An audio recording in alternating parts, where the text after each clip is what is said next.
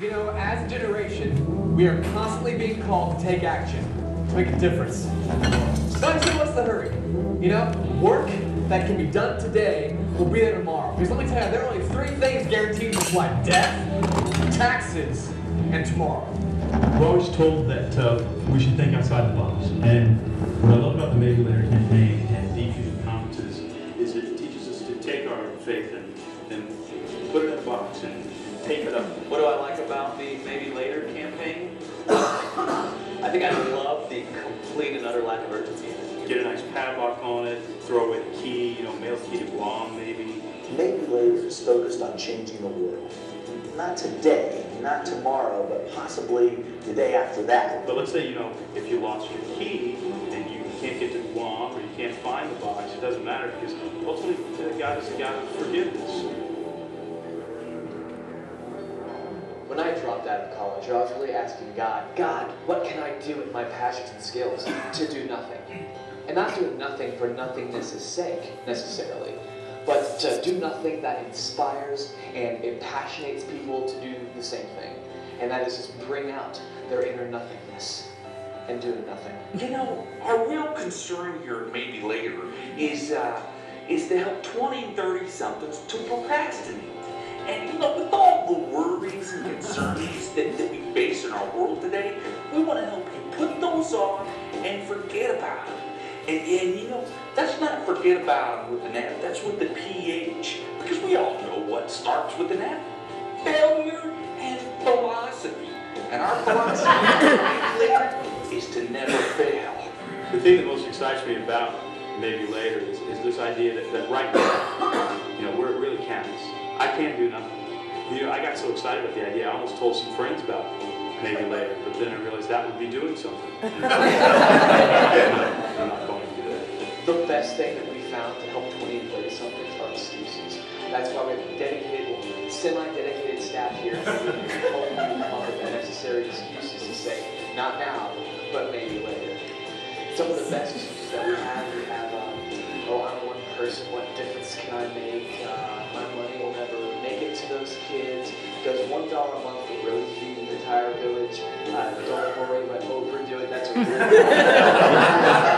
why adopt a child and millions chances of being adopted by a celebrity. And the classic, don't give that homeless person money. We'll probably just buy alcohol with it. I'm Mark Matlock. I'm Donald Miller. I am Matt Chandler, and I am absolutely committed to being non-committal. And I'm committed to being non-committal. I'm committed to being non-committal. We want to have courage. We all know in our hearts that there's this mission that God has called all of us to, and that we're part of that in all sorts of different ways, but part of the beginning of applying ourselves and putting our skills to work is having courage.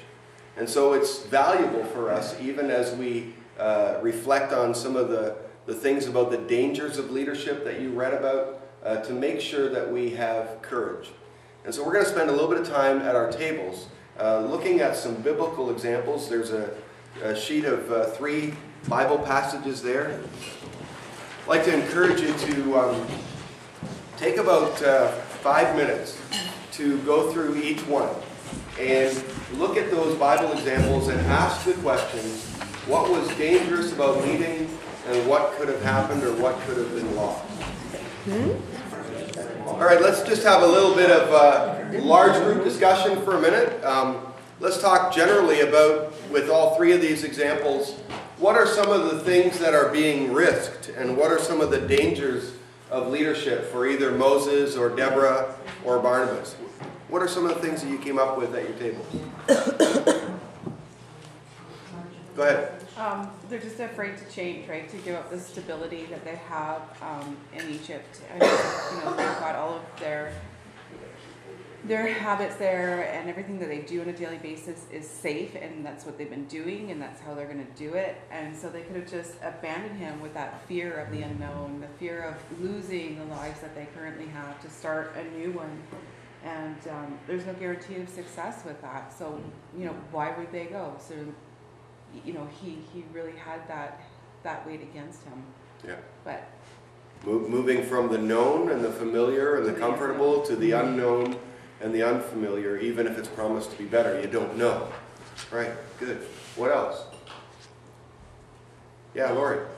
We also talked about Moses' own personal lack of self-confidence, his lack of faith in God and in himself to be able to do the job. Perhaps he thought he didn't have what it took to do the job. Right.